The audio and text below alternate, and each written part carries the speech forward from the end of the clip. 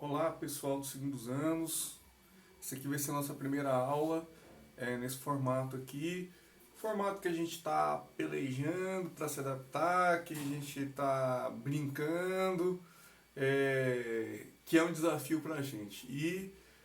Nós vamos começar a nossa aula de hoje só pontuando para fazer um contexto, o que nós estávamos falando, sobre o que nós já abordamos e falar de um ponto que nós não havíamos falado ainda, tá? Que era o finalzinho do românico e o gótico. Então nós já falamos do carolíngio, né? Todo mundo já está a par, que eu dei aquelas informações que nós chamamos também de retomada das artes no mundo ocidental na Idade Média, retomada da cultura de uma forma geral, expliquei para vocês por quê. O carro-chefe era a encadernação, que dava cabo e que era o motor gerador de toda a produção estética, de toda a produção artística, pela necessidade de confecção de novas bíblias.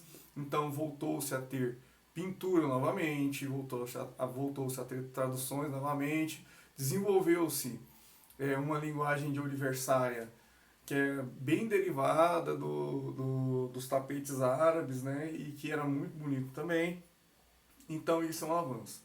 Nós paramos aqui no carolíngio. Carolíngio, também falamos, não há uma expressão quanto à arquitetura, porque era uma arte de miniaturas, era uma arte para bíblias, era uma arte para livros, então, assim, e livro nesse momento é Bíblia, né? Então não havia nada em termos que fosse expressivo em termos de tamanho. Lembrando que nosso padrão nesse momento, para poder falar que é grande ou pequeno, é o que veio antes, que é o bizantino. Nós tínhamos murais enormes, e o românico, que voltou a produzir, né, e voltou até a arquitetura, voltamos a trabalhar com monumentos, e o gótico também. Então, tendo em vista esses outros movimentos, antes e depois, nós dizemos que o carolíngio é uma arte miniatura, porque ele é pequeno nesse sentido. Tá?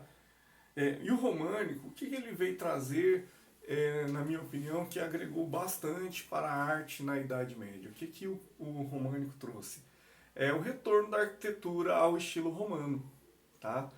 O retorno da arquitetura ao estilo romano, e é por isso que dá o nome românico, né? Trazer de volta o arco etrusco, porque, para quem não sabe, o que nós chamamos de arco romano, né, que está no material que está postado para vocês aí, para vocês lerem, aqui é só uma explanação geral do assunto, os focos em cima dos interesses, tá? O arco romano é uma ferramenta tecnológica importantíssima, e ela dá a estética da arquitetura romana como um todo. Em termos da pintura, o românico não tem nada de novo para acrescentar, né?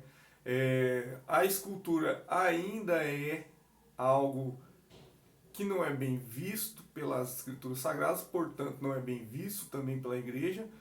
Para algumas turmas eu cheguei a explicar o processo de querela das imagens e como isso foi traumático para a produção artística, né?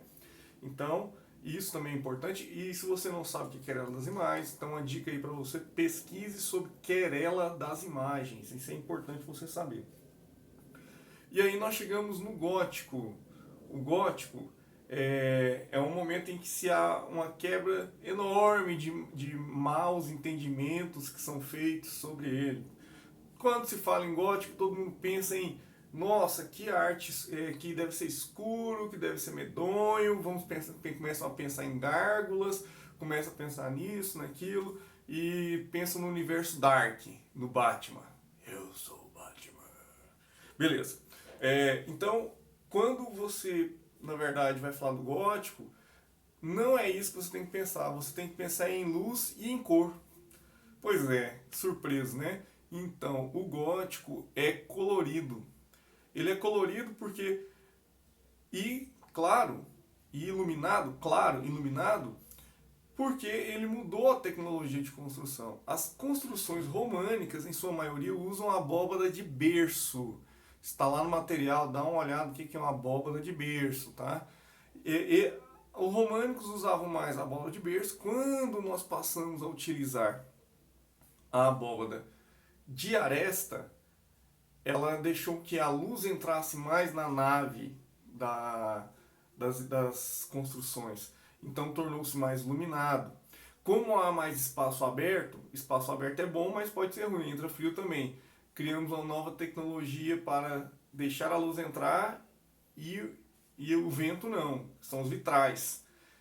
E os vitrais, nesse momento, eles são um pouco diferentes dos vitrais que nós conhecemos hoje.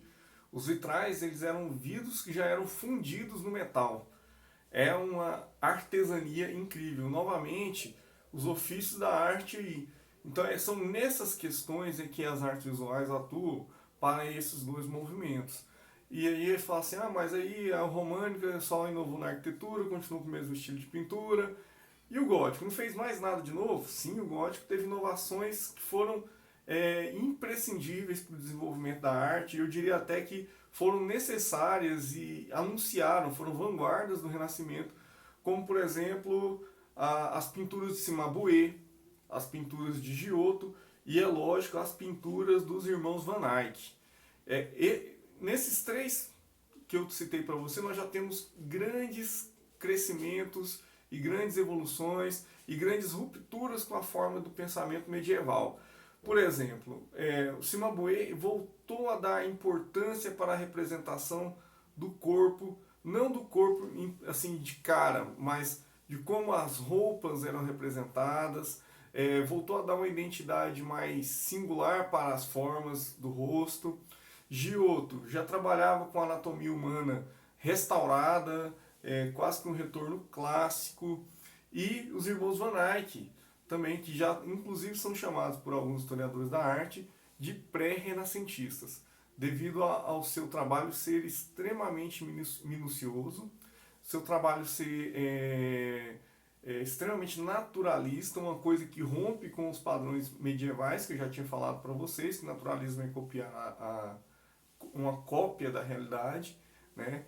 E esses acréscimos são feitos graças a dos personagens importantes dessa trama, que é o Giordano de Pisano, que começou a pesquisar mais a fundo, muito mais a fundo, não pelo viés da fé, mas pelo viés da arte, o que se produziu no período romano e grego, no período helenístico e no período clássico grego. Então ele começou a resgatar formas de representação mais próximas daquele universo. Tudo isso que eu estou falando aqui está lá no material também. São informações aqui que eu estou trazendo apenas mais concisas, mais condensadas. Importante ler nosso material, tá? Então, fica a dica aí. Bons estudos para vocês. Respondam as atividades. A partir de agora, toda aula tem uma atividade avaliativa, tá bom? Valeu, obrigado, até mais.